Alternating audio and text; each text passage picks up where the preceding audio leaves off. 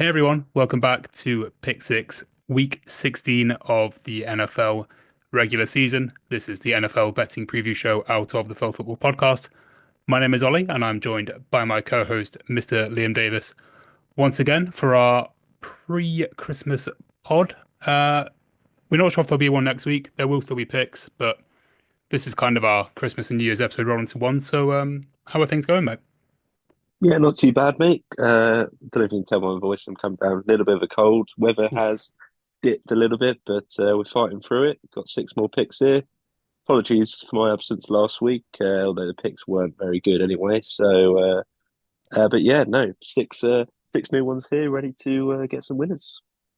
Yeah, we've had two sort of average weeks, so it's time to get back in the win column, I think. I will kick off our game props, taking the reins here. I'm going to take what I believe to be one of the silliest lines of the year. I'm taking the Lions minus 6.5, and it is my play of the week. I'm just not sure this is a real line. Have we seen the Bears recently? Eight losses in a row, and now because of one loss to the Bills, we're getting the Lions at less than a touchdown. Yeah, I don't really see how this one's going to be remotely close. I know the Lions are obviously, their injury issues are well documented, but they're still very much in the battle for the one seed. As I said, Bears lost eight straight. I mean, they were a play away from 5-2 against Commanders before the improbable Hail Mary. But even this banged up, not knocked up Lions team can get one over the Bears because they are just terrible. So Bears completely fallen to pieces. Divisional game, just give me the Lions by a touchdown and probably close to 16.5 and 6.5. Yeah, nice, mate. I will keep it with the team the Lions are battling with for the one seed. And again, my play of the week.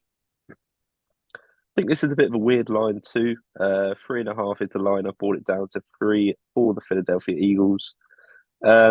Just this time last week, they were 5.5 favorites against Pittsburgh, who are a better team than the Commanders.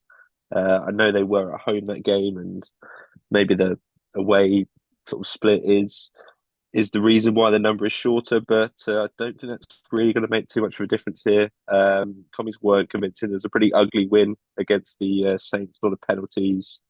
Obviously, the 2 point play to decide it. They could have easily lost the game. See, Eagles win as well. They do take the NFC East. They take the division with a Yes. win. Obviously, Commanders are the team chasing them. So yeah, I'll buy half a point and still getting 5 to 6, which I think is pretty decent. So yeah, Eagles play of the week. Yeah, I was close to that. And that was definitely one I was considering, but just about just about went for Lions instead. Just I thought they were uh, a safer bet, but I still rate it all the same. I'm picking another NFC favorite up next, taking the Bucks minus the 4. Another line that's actually pretty puzzling to me. Obviously, the Cowboys coming off, I would say, a decent win against the Panthers. It was a win, I guess, but Bucks won four straight. Their average points differential in those games is plus 16.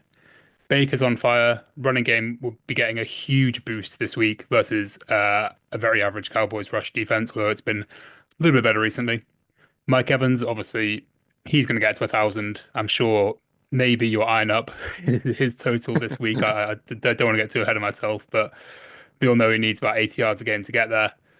Yeah, I'm feeling pretty good about the Bucks in general, to be honest. I actually did call it a few weeks ago. I thought they were going to win the NFC South. Falcons were just never really all that convincing to me. Um, and yeah, it looks like they're going to do it now. So 4 points should be a bit of a doddle versus Cooper Rush. Yeah, we might be bringing up Mike Evans later on in the episode. But my second game prop, I'm going to grab an under. I haven't done one of these for a while. Been sort of taking the spreads rather than the totals. But I'm going to Seattle. They're playing host to the Vikings. 43 and oh, what did I get at? I got 43.5. It's now dipped to 42.5.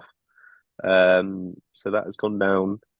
I mean, I did place a bet on it, but nothing to really move the line by a No. whole point. So yeah, I think there's going to be some weather here. Been reading some reports. A bit of rain, a bit of wind up in Seattle. So they've got a pretty open stadium where those conditions can affect it. Unlike Minnesota, who obviously play indoors. Gino, can't imagine he's going to be 100%. Obviously, he was out of the game against the Packers last week. That was on Monday as well. So short. No, I think that was Sunday night actually. So That's enough, I shortish think. week. But yeah, Brian Flores' defense will be coming after him. Can see a bit of an ugly game here. Reminding me of the game Vikings played on the road at Jacksonville. I think it ended like 12-9 or something like that. Yeah. Can just see this one being pretty ugly and yeah, going under 43.5. Well, I will see you under with an over this time in an AFC clash between two teams that are currently in the playoffs, taking the over. Nice Christmas treat. The Ravens versus Texans over 47.5. I think while Chiefs Steelers, I believe, is also on Christmas, that might be a little bit turgid, sort of a 2017 battle. I think this could be a bit of a shootout, to be honest. Now, CJ Stroud has not been having the best time of it recently. His O line's been very beat up. Um, Nico Collins obviously spent time out. Tank Dell's not really taken that sort of leap they maybe would have hoped he would. And Diggs, obviously, but is he missing for the season? Diggs, he did got a major Yes, injury, yeah, didn't he? Yeah. yeah. So in that sense, it's not really looking great, but the Texans are very good at home, and the Ravens are obviously the Ravens. Total here has gone over in 8 of the Ravens' last 9 road games, dating back to last season. And I just do think that this is a bit of a get back spot for CJ Stroud against a shaky Baltimore secondary. The DB, is it Brandon Stevens, I believe is his name, Yeah, gets targeted all the time. Nico Collins could have a field day. Should be a lot of passing down the field. Should have a lot of joy there. I think this is going to be sort of at 27, 24, that kind of range. So 47.5 doesn't feel like enough to me. Both teams scoring a few tuds each and a few field goals sprinkled in. well, I didn't realize we were looking at those games because obviously that's technically week 17. So I didn't really look at those games at all. Oh, is it? Uh, yeah, so they're all playing on Saturday. So Texans, Chiefs, Steelers, Ravens are playing on Saturday, and then obviously then they Oh, play yeah, Wednesday as well. clueless. So yeah, it's a All right. pretty tight schedule for them. But All right. Well, technically we're I've picked not. it. It's gonna have to stay in. Yeah, we're not going to do a pod before then. So technically No, it's yeah, it's within. Hopefully Lamar and Stroud don't get injured I'm sure this week. I'm sure the commissioner of the Pick Six pod will allow it. Yes, We'll yeah, have to run it by that's him. absolutely fine. I will keep it in week 16. Another NFC West team taking the Rams on the cross country trip to the Jets. Rams on a bit of a heater since their bye week, 7-2. That's overall, but they have been covering the number quite a lot. They're running the ball well. Obviously, still have the threat of Cooper. No, yeah, no, Cooper Cup and Puka. I Yeah, was going to say Cup and Puka, but I said Cooper. But yeah, Cooper Cup, Puka Nakua. Obviously, Matt Stafford as well. Their offense is just brilliant with Sean McVay. Didn't really, though they scored 44 points. It was more of a Kyron Williams game against the Bills than it was the receivers. So yeah, like the receivers to get involved here against a not so good Jets defense. We saw Jacksonville move the ball on them fairly easily last Sunday. Obviously, Rodgers and Devontae Adams seem to have revived their connection, so they do worry me slightly. Although he was held to 0 yards at half time, but then having 200 yards and 2 touchdowns in the second half. But as your yeah, fantasy promising team found out, signs. or Yeah, yeah. as they did. Yeah. But yeah, that's not enough for me to take a team. Jets obviously playing for nothing. Rams pushing for the division win and only need to let field goal. So I will take that with the Rams. The worst part about me accidentally picking those games, that game, is that I even asked you for what the cutoff was I did think yesterday. we had yeah, I thought we weren't going to cover the Christmas games because it Oh was the week yeah, after. So clueless. Do you know what's even funnier is my next props in Ravens Steelers this week. So I'm you just got like two picking Ravens them. games. Yeah. All right. Let's play. Let's go player props then. Yeah, I addicted to running back receiving props. I don't know why they haven't been doing great, but the value's been there every time. I'm taking Justice Hill over 2.5 receptions. This is against the Steelers. I need to stress, not the Texans game coming up. Although maybe again, we'll see. Um, but Hill, he's had 11 targets in his last 2 games, 9 receptions in that time, so he's averaging 4.5 a game in those two. He also had 4 receptions in the reverse fixture between these two in week 11. and the Steelers give up on average 4.5 receptions per game to running backs. And Derrick Henry pretty much gets at most one reception per game, and his receiving line is point 0.5. So if you're a little bit worried that he's going to nab a target or a reception, maybe take that. I think it's plus money. But Hill's become actually a pretty big part of the offense. He's averaging 5 targets a game since week 11. Just can't really turn down plus money on what I think is maybe a reception too short. Yeah, nice mate. I will keep it with running backs as well. Got a couple here. We'll go Saquon Barkley. His line's there under 100. We've got 97.5 is his rush line. Tough day last week against the Steelers. Obviously, they've got a very good run defense. I think he was held to about 65 yards on 19 carries. But yeah, last matchup they had with Washington, 2 touchdowns, 140 yards. Defense is not as good against the run as Pittsburgh. So yeah, I will take Saquon over 97.5. Yeah, that's always a safe bet. Um, okay, next up for me, I'm taking Sam Darnold over 1.5 passing touchdowns at 4 to 5. QBs have gone over this total in 8 out of 14 games versus Seattle this season, including 3 of the last 3. Darnold has 2 plus in 10 out of the 14 games this year. I mean, to be honest, this line just sort of immediately stood out to me. I know the Vikings have got one of the lowest neutral pass rates in the league. Aaron Jones obviously gets quite a lot of work. Their pass attempts are relatively middle of the road, but they've got the big explosive pass rate potential. Obviously, Jordan Addison, Justin Jefferson, not afraid to get down the field. TJ Hawkinson back into the fold. Always potential for one of those guys to get open deep. Going up against obviously this the Seattle defense, who have been better recently, mainly on the ground. So there's still definitely potential through the air. And yeah, I think as long as all of these things hold true, we've got a pretty good chance of Darnold throwing 2. So Sammy Darnold over 1.5 passing touchdowns. Yeah, nice, nice. Hopefully, just the 2 passing touchdowns for the under. Hopefully, no more. Yeah, 14 nil. Jamal, Jameer Gibbs is my final, not my final one, is my final running back pick. It's Sorry, popping all over the place.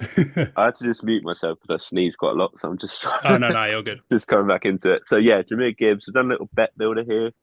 Um, his prop line is 89.5 rushing yards. I've put it down to 80, and then for him to score a touchdown. And that is even money. Not the best value, but there's no David Montgomery. Gibbs is going to be the main man. He's going to take whatever touchdown Montgomery was going to score, and then he's probably going to get his own touchdown as well. When Montgomery's been out of the games, I mean, I don't think he's ever been out of a game. He's always started the game, Montgomery, but then got injured like he did last week. And he did a few weeks ago. He did it against the Vikings, for example, had about 8 carries, then no more. Gibbs came in, took the main man, over 100 yards, both of those games. Injuries on defense for the Lions, as we did touch on. I feel like they're going to want to run the ball, drain the clock, keep that defense off the field, and play to their strengths with their offensive line and much better offense. So, yeah, Gibbs in a little bet builder there. Cool, love to see it. Yeah. Did you see he posted or Montgomery posted like the Sonic and Knuckles Yeah. thing of like one of them crying or something? Yeah, that was pretty funny. All right, I'm finishing off with a running back pick myself. Now, I feel like I've taken a few of these this year in these sort of like eruption spots where it's a really good run defense against a really bad uh rush. No, really good rush offense against a really bad rush defense. Taking James Conner over 80.5 rushing yards. This isn't on UK books yet, but it will be here tonight, or it will be here probably before you listen to this anyway. So it probably will be on UK books actually. But Carolina giving up 100-yard rusher in 5 their last 6. Connor's gone over this total in half his games this year. And obviously, as I said, this is one of the worst run defenses in the league. Average 170 yards per game against. They've just lost two of their starting linebackers. Cardinals are 4-point favorites. The game script is just there for the Cardinals to run the ball and run it a lot. So all being well, Cardinals sort of run up the score a little bit, run the ball for the rest of the game. James Conner's been terrific for me this year. We need another 30-point week this week, my friend, for my fantasy. James Conner, 20 touches, 4 yards a carry. Should be easy enough. think it's going to be a cold one in there as well. Saw sort of weather report saying minus. So yeah, pound the rock in the cold. Yes, sir. Yeah, we knew this was coming. Mike Evans is the final prop. 70.5 is the line. See, we missed on him a couple of weeks ago, 69.5. Didn't That then was take tough. him last week. Yeah, I think he got 69 yards, He didn't got he, or something like that. 69, yeah. Yeah. For some reason, I didn't put him in last week. Went for Mike Williams instead. What are we doing? And obviously, he went for 150 yards, 2 touchdowns, whatever it was. Yeah. But yeah, we're on the road to a thousand yards. Baker even mentioned it in his press conference. I saw he's trying to get him the ball. Yeah, I think they should have some success here against a Cowboys team. Not really much else to say, but yeah, get Mike Evans the ball. Yeah, we're fading some bad teams this week, to be fair. I've got Bucks minus I think it's four, due. I think it's due. It's I gotta mean, be, it's quite difficult not to because there are about 10 really bad Oh teams yeah, I know. The this the year. race So, for the number one pick is crazy. Like mm, who's 4-9? Like the Jets could still get it. They won't, obviously, but they could still get it, which is pretty mad. Um, okay, right. I think we definitely need to go through the picks again because there's been some yeah, crazy, crazy stuff going on. Right, I'll go through mine. Lions player of the week -6.5, Bucks -4. I then picked a week 17 game, which is Ravens Texans, but we weren't recording a pod for that anyway, so it doesn't really matter.